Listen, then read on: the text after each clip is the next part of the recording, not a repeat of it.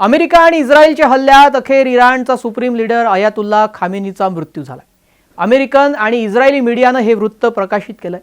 यानंतर इराणी मीडियानंही खामेनीचा मृत्यू झाल्याचं वृत्त दिलंय. अमेरिकेचे राष्ट्राध्यक्ष डोनाल्ड ट्रम्प यांनीही खामेनी इतिहासातील सर्वात वाईट व्यक्तींपैकी एक ठार झाला अशी पोस्ट केली आहे. तर इस्रायलचे पंतप्रधान बेंजामिन नेतन्याहू यांनीही 86 वर्षांचे खामेनी आता या जगात नसल्याचे अनेक संकेत आहेत असं जाहीर केलंय. इराणनेही खामेनीच्या मृत्यूनंतर 40 दिवसांचा राष्ट्रीय शोक घोषित केलाय आणि अमेरिका इस्रायलला प्रत्युत्तराचा इशारा देखील दिलाय. पण अमेरिका आणि इस्रायलला खामेनीचा खात्मा कसा करता आला, खामेनी कसा, कुठे, कधी मारला गेला याचाच A to Z आढावा या व्हिडिओतून घेणार आहोत. अयातुल्लाह खामेनी हे इराणच्या धार्मिक नेतृत्वाचं आणि पॅरामिलिटरी रिव्होल्युशनरी गार्डचे प्रमुख होते. त्यांच्या हातात देशातील 2 सर्वात महत्त्वाची सत्ता केंद्र होती.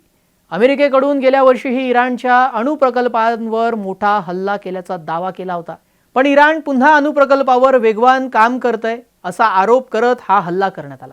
याच हल्ल्यामध्ये खुद अयातुल्लाह खामेनी मारल्या गेल्याचं समोर येतं. खामेनी कसा मारला गेला ते आपण पाहूया. 28 फेब्रुवारी 2026 ठिकाण तेहरान. याच ठिकाणी इराणचा सुप्रीम लीडर खामेनीवर हल्ला झाला. खामेनीच्या राहत्या घरी आणि कार्यालयात अमेरिका आणि इस्रायलनं संयुक्त हवाई हल्ले केले. या हल्ल्याचं मेन टार्गेट खामेनीचं कार्यालय आणि घर होतं. त्यातच खामेनीचा खात्मा झालाय. अयातुल्लाह खामेनी याच्यासोबत त्यांच्या कुटुंबातील सदस्यही ठार झाल्याची माहिती समोर येत आहे. इराणी माध्यमानुसार हल्ल्यामध्ये खामेनीची मुलगी, जावई आणि नात हेही ठार झाल्याचं कळत आहे. इस्रायलने दावा केला आहे की हल्ल्यामध्ये सुमारे 30 वरिष्ठ लष्करी आणि नागरी अधिकारीही ठार झालेत. खामेनी यांच्या हत्येमुळे इराणमध्ये नेतृत्वाची मोठी आता पोकळी निर्माण होण्याची शक्यता आहे. कारण त्यांनी आपला उत्तराधिकारी जाहीर केला नव्हता. ते स्वतःच देशातील सर्व प्रमुख धोरणांवर अंतिम निर्णय घेत होते. त्यामुळे आता इराणचं नेतृत्व कुणाच्या हातात जातं आणि त्याची युद्धाबाबत काय भूमिका असते हे पाहणं महत्त्वाचं ठरणार आहे.